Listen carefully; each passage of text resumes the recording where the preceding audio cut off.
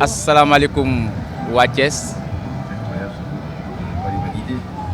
maa ngi nuyu militants yi ak militantu coalition Benno Bokk Yaakaar di nuyu mag ak ndaw góor ak jigéen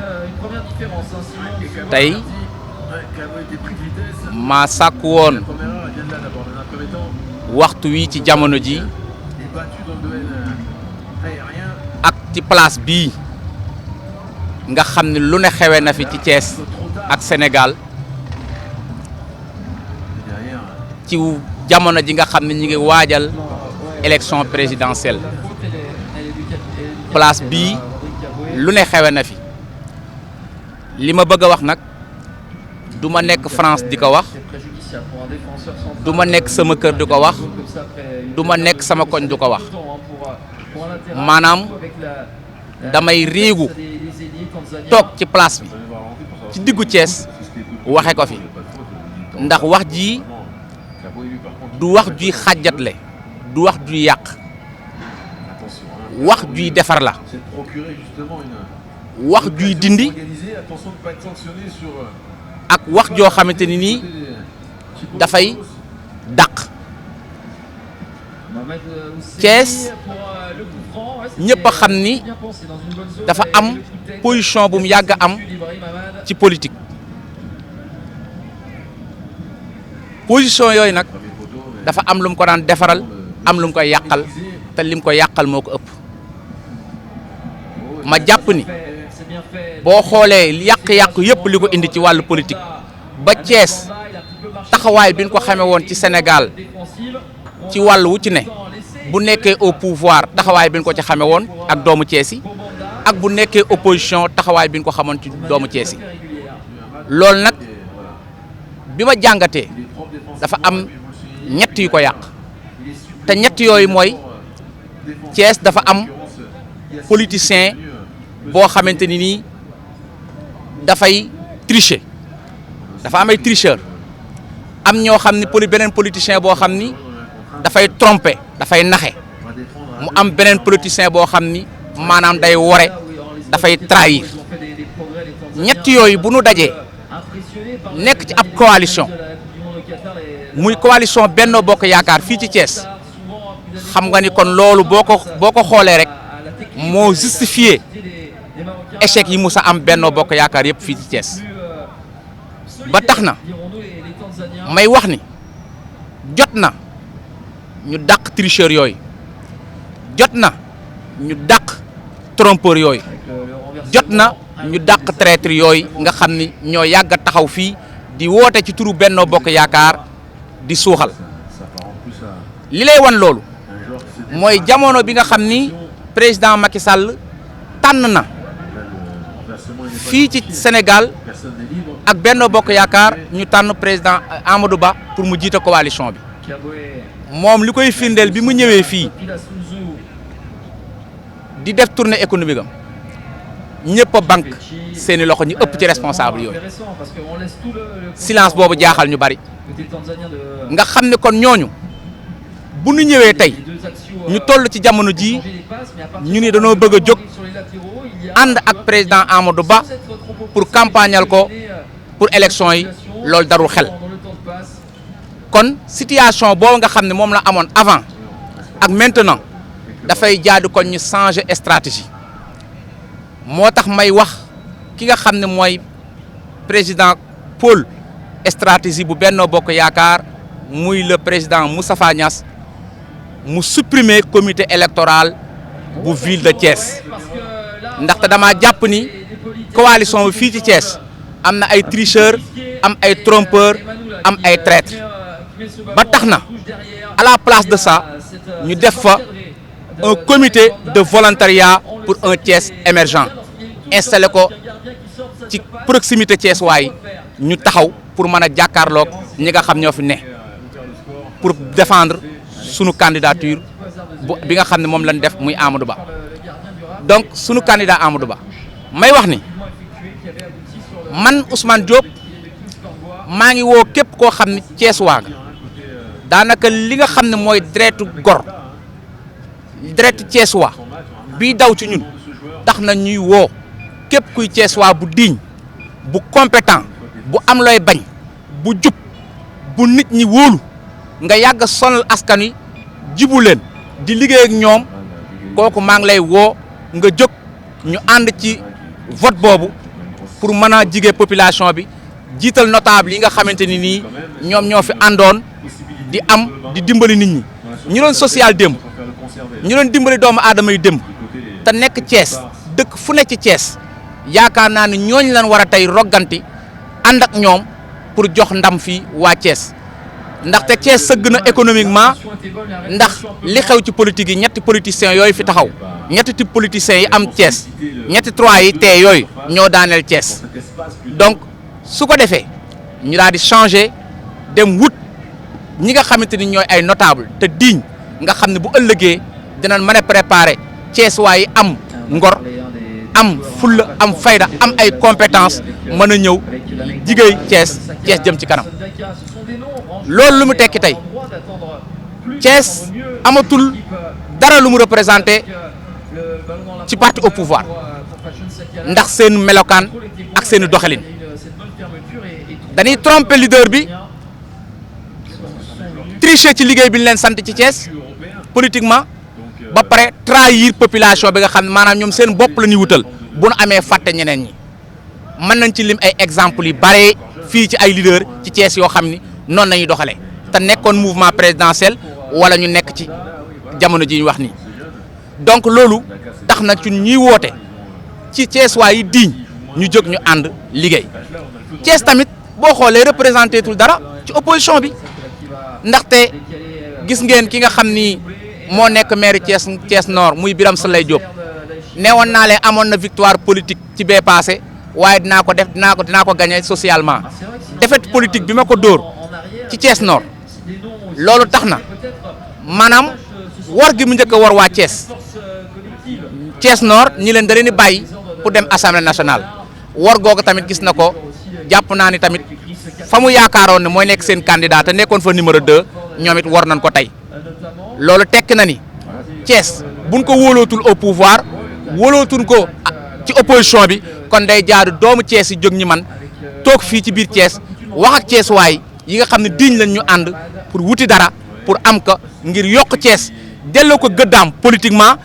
delloo ko gëddaam ci koom-koom ndaxte Thiès nam nan ñi fi nekkoon daan yor koom-koom bi fii da nga daan dégg ñu ni Thiès ñu la Thièsu Mbaye Sincère la ñu la Thièsu moom parent la ñu ni Thièsu diw la parce que ñooñu ay opérateur économique la woon yoo xam dañ daan dundal Thiès kon nag ci loolu lay woo waa Thiès ñu ànd ak ñun créer li nga xam ni mooy condition politique yi am taxawaay bi am ngor gi ñu woo Thiès waaye digne am compétence ñu mën a dem lijjanti loolu laa leen wax ni loolu laa bëggoon a taxaw fii ci place Thiès bi waxe ko fi du ma toog sama kër di ko fi wax du ma toogee France di ko fi wax du ma génn Thiès di ko fi wax fii laay toog ci digg place Thiès bi wax ko fi pour lancer message bi au Thiessois ñi ngi sant yàlla ndaxte démb conseil constitutionnel bi nga xamante ni nii yàgg nañ koo tuumaal ci élection yu ñëwagul liggéey biñ ko joxoon maanaam mu saytu candidature yi ñu ngi leen ciy féliciter ndax def nañ ci liggéey bu rafet ñun ci suñu wàllu bopp rafetlu nañ ko te loolu wane na ni Sénégal ku ko doon xaar loo xam ni ci élection yi jëm erreur bu jóge ci conseil constitutionnel ñooñu teggi nañ loolu matale nañ liñ doon sëkk kon li ñuy am yaakaar mooy ñeneen étape muy Sénat ak ñi nga xam ne ñooy DGE ñi nga xam ñoo war a organiser élection yi saytuwaat ko dem joxaat ko conseil constitutionnel ñu defaat liggéey bu exemplaire comme moom ni mu ko defee wonewaat yoon wi lii nag sant yàlla la ñu ngi naan que le meilleur gagne loolu la ñuy wax fu ne nii lépp commencé na yàlla nag moo xam ki muy jox ndam waaye ñu nit am nañ ci rôle bu ñu war a jouer te incha allah rabi dinañ ko ci jouer jërë ngeen jëf. Responsable militant et sympathisant de la grande majorité présidentielle et de la coalition Benno Bokk Yakaar. Mesdames et messieurs, notre pays aborde à ce début d'année 2024 un tournant décisif de son histoire avec le processus en cours et qui aboutira à l'élection présidentielle du 25 février. Les enjeux pour la grande majorité présidentielle ne sont plus à démontrer et en tant que membre de cette famille politique présidentielle, je me prescris le devoir de m'adresser à vous. À partir de cette mythique place où des pages glorieuses de la trajectoire politique et sociale du pays ont été écrites. La majorité présidentielle a souvent été victime de situations compliquées à ce stade du déroulement du processus, au point de perdre la bataille électorale. La vérité est que la position politique adoptée par Thiès dans le cadre global a eu une influence très négative sur la situation économique locale. Et pour inverser cette tendance, il urge de revoir cette position. C'est à cet exercice que je me livre aujourd'hui, à travers la déclinaison de propositions pour apporter les remédiations nécessaires. Cette situation déplorable a été créée par les trois sortes de politiciens qui pullulent dans la ville. Il y a certains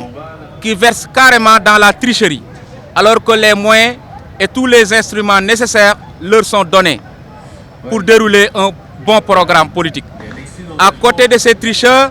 il y a également les politiciens trompeurs, mais aussi des traîtres. Et quand des tricheurs, des trompeurs et des traîtres se retrouvent autour d'un même programme, tous les ingrédients menant vers un échec sont réunis d'avance. Malheureusement, tous ces trois types de politiciens se retrouvent dans la coalition Benno Bokk Yakaar dans la ville de Thiès. D'où l'urgence de mettre en œuvre des stratégies nouvelles pour ne pas tomber dans le piège des clichés qui ont toujours perdu la mouvance dans la capitale du rail. En tant qu'acteur politique, président de mouvement de la mouvance présidentielle, je me démarque totalement de ces types de responsables. L'appel à l'unité dans les rangs fils de partout. Mais en ce qui me concerne, mon éthique, ma conscience ne me permettent pas de m'accompagner avec ces types de politiciens. La fierté thiessoise en bandolière, je choisirai toujours d'être avec les Thiessois dignes. J'en appelle à la mobilisation de tous les dignes Thiessois pour former un bloc autour de candidat Amadou Ba, candidat de la majorité présidentielle, pour créer les conditions permettant d'envoyer à la retraite les tricheurs, les trompeurs et les traîtres et permettre à notre chère cité du rail de retrouver sa position d'antan sur l'échiquier national. Ce message exprime des convictions qui sont loin d'être fractionnistes, mais force est de dire qu'il s'agit d'un message qui sache les tricheurs, les trompeurs, les traîtres, qui casse la division entre les leaders et l'injustice politique et sociale notée dans le terrain depuis longtemps, et qui construit l'avenir politique et économique de Thiès à travers une nouvelle équipe. Mesdames et messieurs, après le choix porté par le président Macky Sall sur le Premier ministre Amadou Ba pour conduire les destinées de la coalition à la présidentielle, il a été constaté le silence de beaucoup de responsables. Même lors de sa tournée à Thiès, la plupart ont croisé les bras. C'est la raison pour laquelle la logique voudrait qu'on aille vers la suppression des comités électoraux,